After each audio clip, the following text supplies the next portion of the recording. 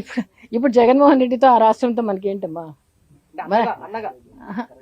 ఆ రాష్ట్రంతో జగన్మోహన్ రెడ్డితో మనకేంటి? సినిమాలో ఎట్లా నిజాయితీగా ఉంటాడో అదే విధంగా మామూలుగా కూడా వారు అంత నిజాయితీగా ఉంటాడండి. నేనే మా అబ్బాయిల ఫ్యాన్ ముందు, తర్వాత మిగతా వాళ్ళు. కేవలం బెదిరింపులు, కేవలం బూతులు తిడుతూ సొంత ఆడబిడ్డల్ని బజారుకి ఇడుస్తున్నారు, వ్యక్తిగతంగా దూషణలు చేస్తున్నారు. ఇదే చేతనైంది కదా మీకు? నా తమ్ముడికి తన నిబద్ధత, తన నిజాయితీ ఇవన్నీ నాకు చిన్నప్పటి నుంచి తెలుసు. నాకు అందులో ఎక్కడా కూడా పొల్యూట్ అవ్వలేదండి. అంతటి నిబద్ధత ఉన్నటువంటి నాయకులు మనకు రావాలి.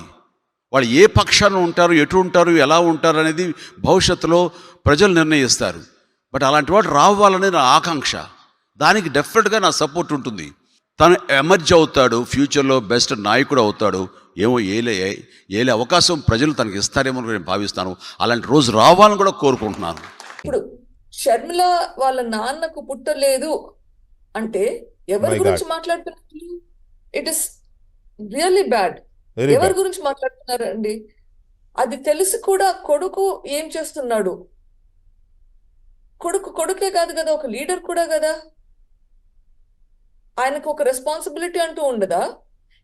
ఎలాంటి సహకారానికైనా నేను ముందుకుంటాను first, because it is my బాబాయ్. ప్రచారం కూడా చేస్తారా? ఏదైనా చేస్తాను, ఆయన అడిగితే ఏదైనా చేస్తాం. ఓకే. ఈరోజు రాజశేఖర్ రెడ్డి గారి కుటుంబం చీలింది అంటే అది చేతులారా చేసుకున్నది జగనన్న గారు. దీనికి సాక్ష్యం నా తల్లి విజయమ్మ, రాజశేఖర్ రెడ్డి గారి భార్య. ఇది ఇంతకు ముందర కూడా చెప్పానండి, మళ్ళీ చెప్తున్నా. ఒక కార్యకర్తగా ఎంతైతే సపోర్ట్ చేయాలో అంత చేస్తాను. ఓన్లీ థింగ్ ఇస్ మా కళ్యాణ్ పోటీ చేస్తున్నారు, సో నా సపోర్ట్ అయితే ఉంటుంది, అది 100% ఉంటుంది. నార్మల్గానే మా బాబాయ్ కొడుకు ఎంత పక్కన పెట్టినా I have a sense of connect with that person. His political ideology. Always be there as a family. But as an individual also, I feel that I should support a person who I believe, whose ideologies I believe in. చాలా సార్లు